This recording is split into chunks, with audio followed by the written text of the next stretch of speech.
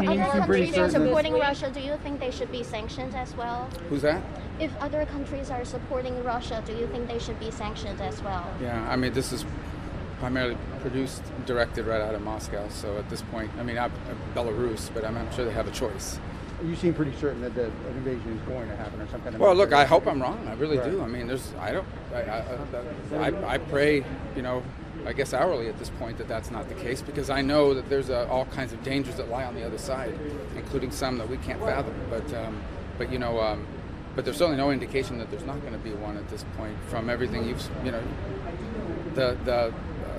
I mean, there's now commercial imagery out there that you've seen open source reporting. I mean, those things don't lie. I mean, it's pretty clear what direction this is headed.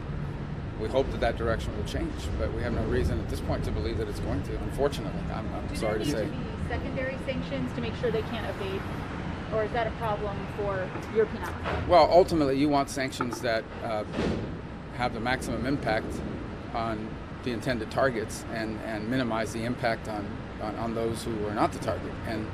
And so any sanctions that have unity, the more countries and more economies are behind those sanctions, the stronger and more impactful they'll be.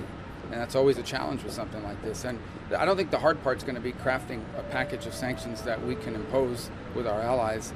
I think the challenge long term is, can you sustain them? I mean, that's the point. I mean, some of these sanctions, you have to sustain them.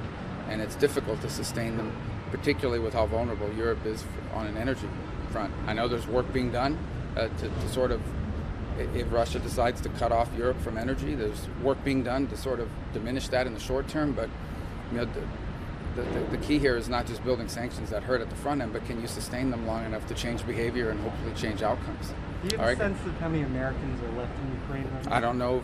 We didn't get that number. I would hate to speculate. I'm sure there's... The relocation of the embassy, is it because they really feel that there will be... Yeah, I mean, I think those are the sort of prudent and wise things. You don't have the indications that now exist and not take measures, particularly knowing that if something were to happen, you'd really be unable to go in and help anybody until it got to a different stage in it. And given the nature of the kind of operation that they might conduct, I think it's wise for them to have made that decision. All right, thanks. Thank you, sir.